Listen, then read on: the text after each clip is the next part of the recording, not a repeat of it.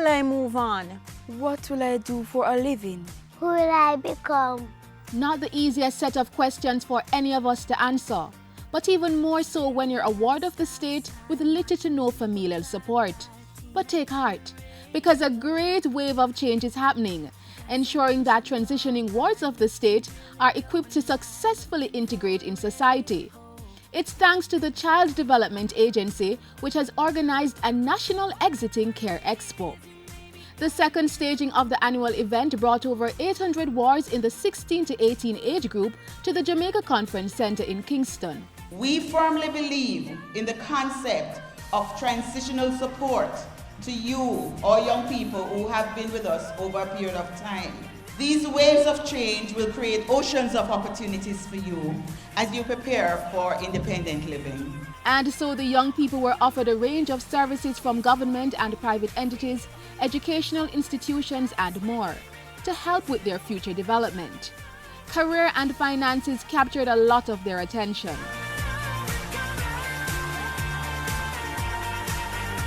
A good rule of thumb, if you did not budget for it, you have no authority to spend on it. Financial independence, you can do whatever you want, money is not an issue.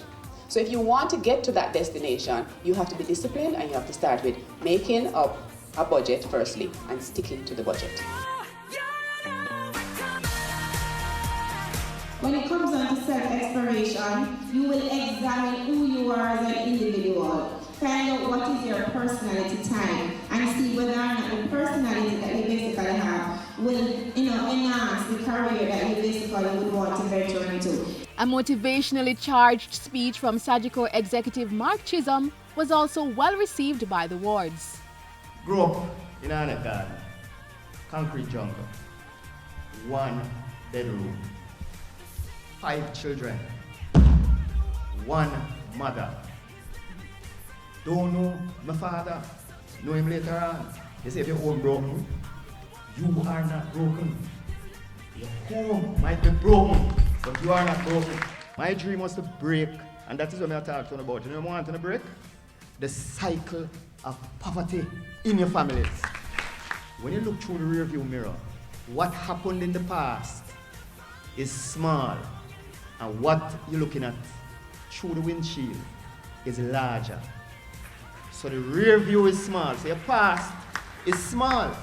Even if something happened to you last night, and it carry with it negative effects, and you carry the negative baggage, and you carry it, and you carry it, and you carry it, you know what baggage is?